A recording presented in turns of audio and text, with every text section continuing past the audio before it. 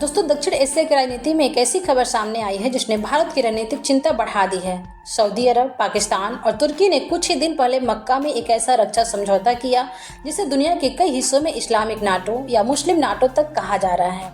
और अब इसी बीच बांग्लादेश की नई सरकार की तरफ से ऐसा बयान आया है जिसने इस पूरे मामले को और ज्यादा महत्वपूर्ण बना दिया है।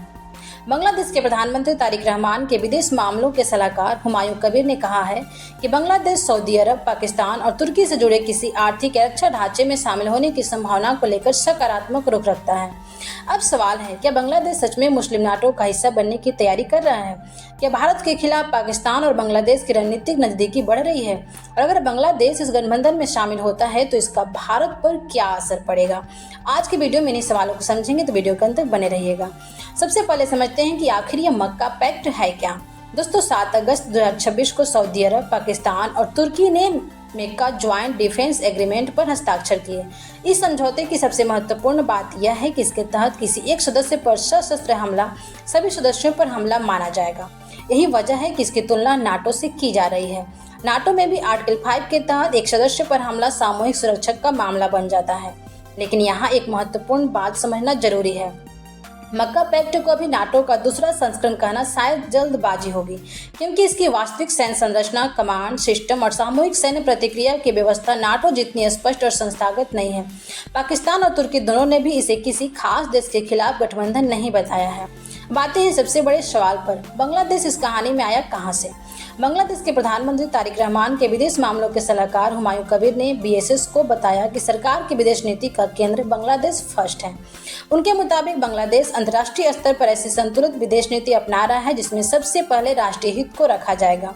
लेकिन इसके बाद उन्होंने एक बेहद महत्वपूर्ण बात कही। उन्होंने कहा कि बांग्लादेश सऊदी अरब, पाकिस्तान और तुर्की से जुड़े किसी आर्थिक या रक्षा ढांचे में शामिल होने की संभावना को लेकर सकारात्मक रुख रखता है।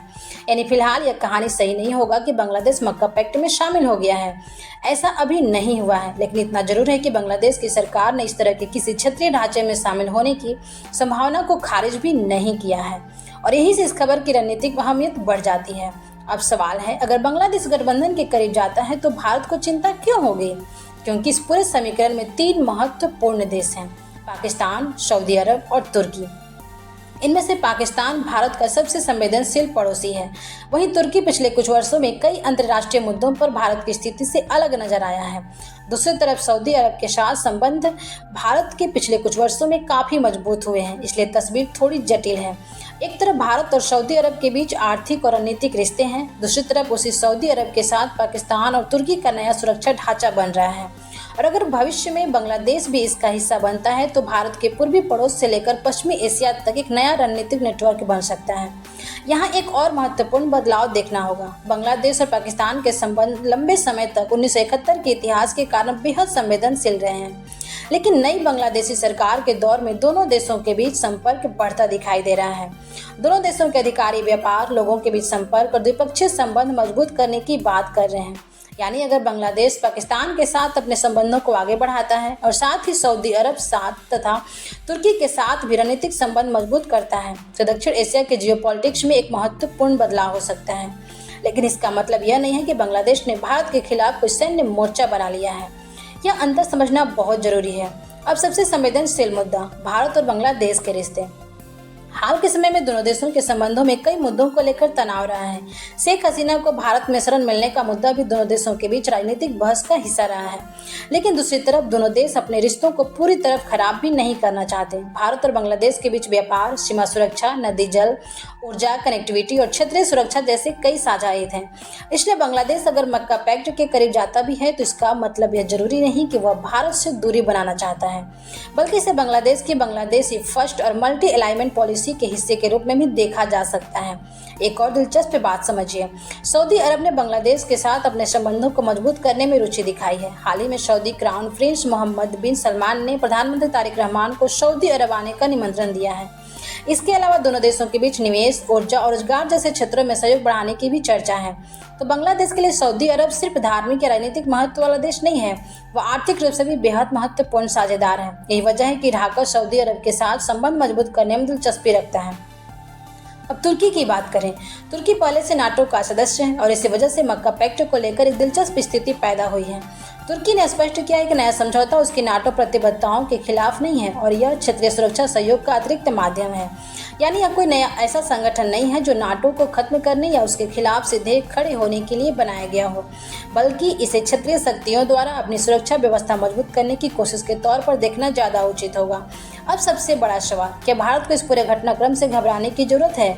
मेरी समझ से घबराने की नहीं, लेकिन नज़र रखने की जरूरत है, क्योंकि अगर यह गठबंधन भविष्य में बड़ा होता है और इसमें बांग्लादेश जैसे अन्य देश शामिल होते हैं तो पश्चिम एशिया और दक्षिण एशिया के बीच सुरक्षा संबंधों का नया नेटवर्क बन सकता है।